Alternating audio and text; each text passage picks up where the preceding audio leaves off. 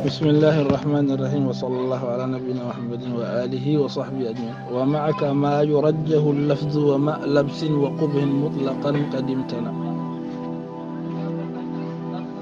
أيوه مختار بن بوناوي ويرجه نجيتنا اللفظ اعتبار اللفظ ɗum ɗon ene jiccine ma a wondude kama mawsul baɗo no mani. mawsul baɗo no ma ko mawsulat ɗi ganduɗa ko lazimul ifradi wa tadkiri, kodi mufradu kodi muzakkar lafzu o. joni noon jiccina lafzu o woni sila o mbaɗira ɗum noon. heddi noon wa qadim tana itibaru lafdi o emo hatti ma a so ene wonda e labsin wa qubhin walla so wonde qubhu ɗon mutlaqan ɗum kay jaɓata fami. ويرجح اللفظ مع ما يلازم الإفراد والتذكير كما يرجح اللفظ على اعتبار المعنى.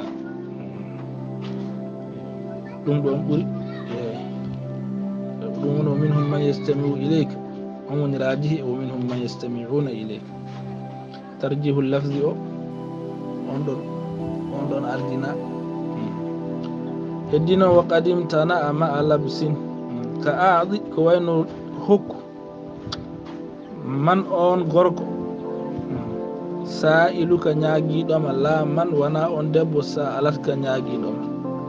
a yi so fo joni sa waɗino lafzu a wi la man sa alaka aadi man sa alaka aadi man sa alaka jahoɗa ka aadi man sa alaka la man sa alaka ay aadi man sa alaka ɗon ko hokku gorko ñaagiɗoma. la man sa alatka wajibu teskuɗa ɗo mana tawde ko wona on debbo ñaagiɗoma. nde wonno sa wino aaɗi man sa alaka la man sa alaka mana o yaata ɗum woni omi alabsi. o qubhin walla so qubhune hen yoɗani to lafzu o kako wayno man hiya on moƴƴinɗo, man on hiya kanu muhsinatun on ko ummuka, wa man hiya hamra on ko amatuka.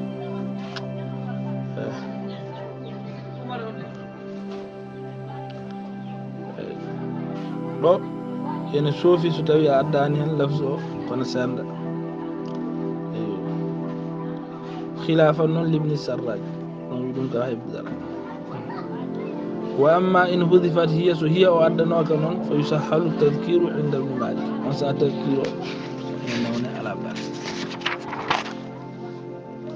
ورجه المعنى إذا ما أبدد بسابق وبعد لفظ وجد بكثرة واللفظ بعد ذلك بقلة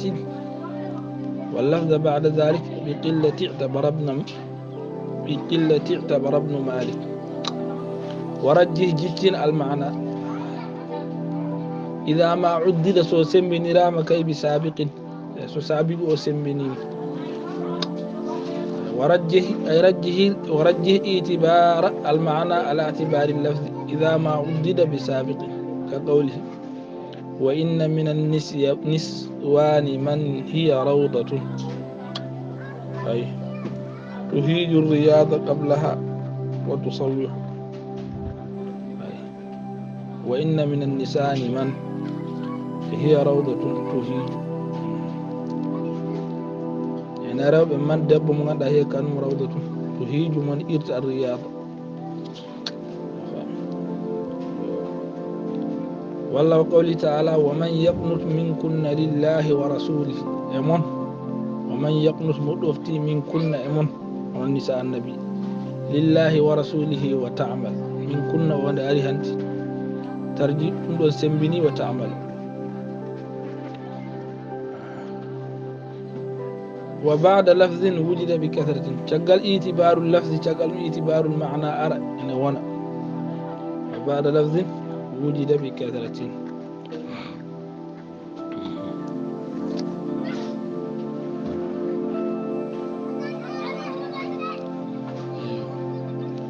قال تعالى ومن الناس من يشتري لهو الحديث الآية جنب آية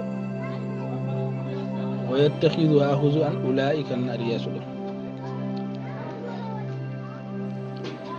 وقول لست ممن يكون أو يستكنون إذا كافحته خيل الأعادي أو يستكنون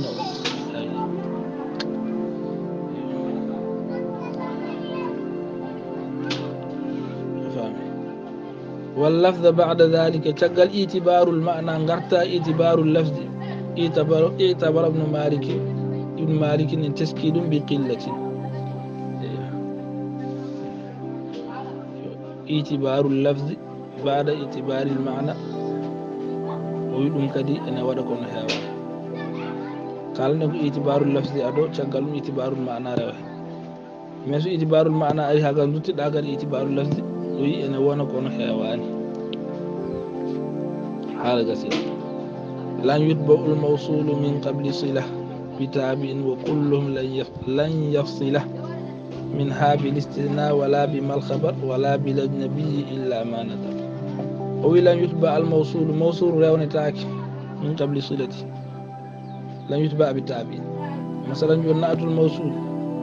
ولا التوكيد مك ولا بدل مك ولا كنندها بيرفون بتاك من قبل الصلة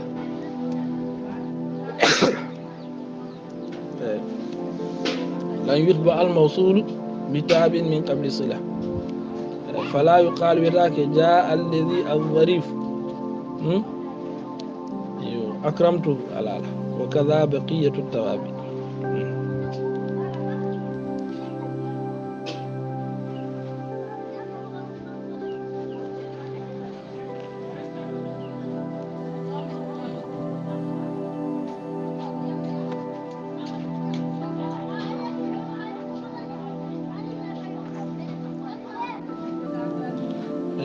لا يتبع الموصول بتاب من قبل صلة وأما قول لسنا كمن جعل أيادي دارها تكريت تمنع حبها أن يحصد ويدوف مؤول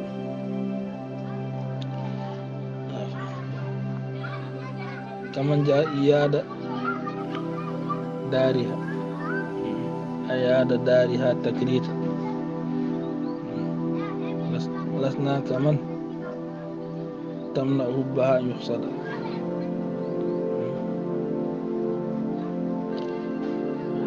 بسم الله لن يتبع الموصول من قبل صلة وكلهم لن يفصل منها بالاستثناء فلا يقال بذاك جاء الذين إلا زيدا أكرمته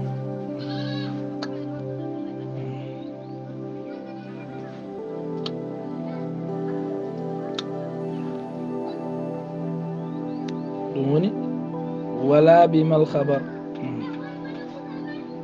فلا يقال الذي أكرمته زيد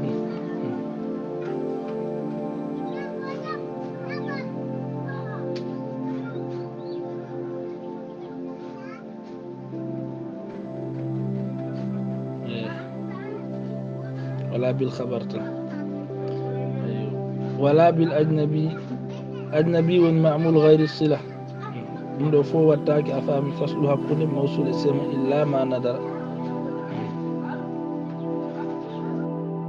نون ولا بالأجنبي أجنبي قد وانت فصلها كل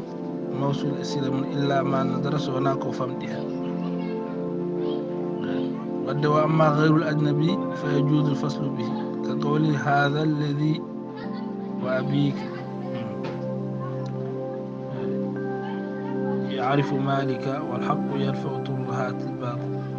إن الذي هو مثل لا يجود حر بفاقة تأتيه بعد إثرائه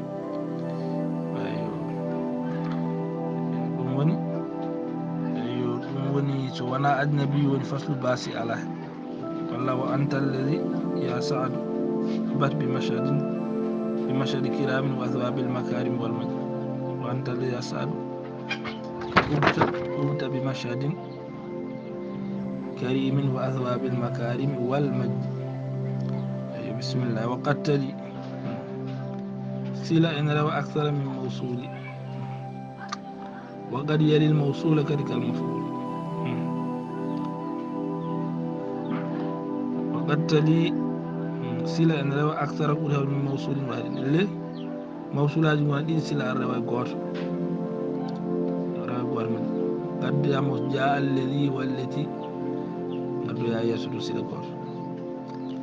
وقد تلي الصلة أكثر من موصول واحد تنجفو مشتركا فيها بندن سيدة أولا مدولا بها على مغضف والتي نريم سيدة ممتر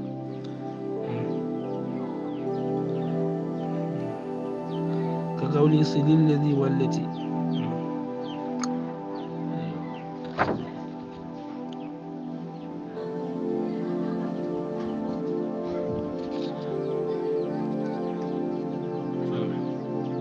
صل الذي والتي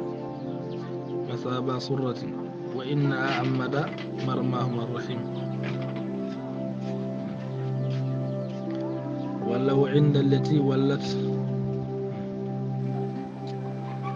ودنك آحنا عليك فلا يغرك كيد الأوائد وقد يلي الموصول كالمفعول والمفعول هذا موصول باس على أنه جاء الذي زيدا ضرب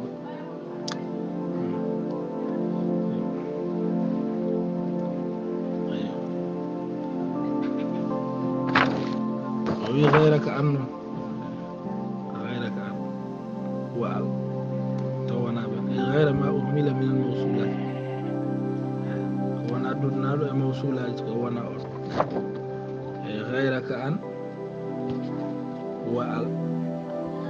غيرك أن وكي أن برس بندن كوين مفعول هذا فلا يجوز في جاءني القاتل زيدا جاءني زيدا قاتل لقوة امتزاجها بالصلة والتوانع وربما حذف ما منهما عرف ولا ومن أجلها عرف وربما أنواع حذف ممتع ما عرف منهما أجل سلها موصول ولا وما عرف من أجلها فوق أنواع ممتع وربما حذف ما عرف منهما أي من الصلة والموصول بشرط كونه معروفا على مثله نحو آمنا بالذي أنزل إلينا أي وأنزل إليكم أي آمنا من قبلي بالذي لم أنزل إلينا أي وآمنا من قبلي بالذي لم أنزل إليكم موصول وإتام أيوه سلا وهدي وقال ومن يهجو رسول الله منه ويمده ومن يمده وينصره سواء وقال دافعت عنهم بنفير مثبت بعد اللتيا واللتيا واللت ولا وقال نحن العلا فاجمع جموعك ثم وجههم إلينا نحن العلا عرفوا بالشجاعة سلا وإتا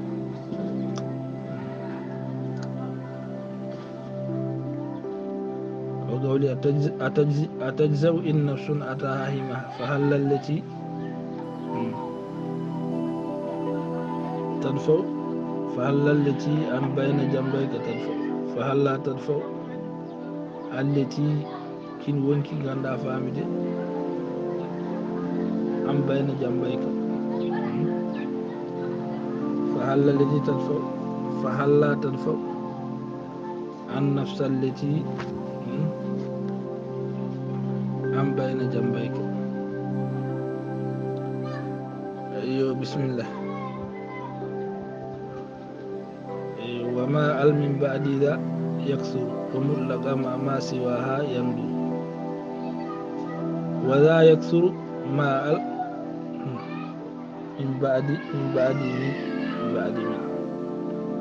وما أل من بعد من ذا يكثر وذا يكثر ما أل من بعد من أل بندو من sila ɗo wittoɗo a famide ene heewi momtede walla a famide ko wama urifa min ajliha o jaafuɗa masalan wa kanu fihi min azahidina wa kanu zahidina fihi min azahidin waza momtede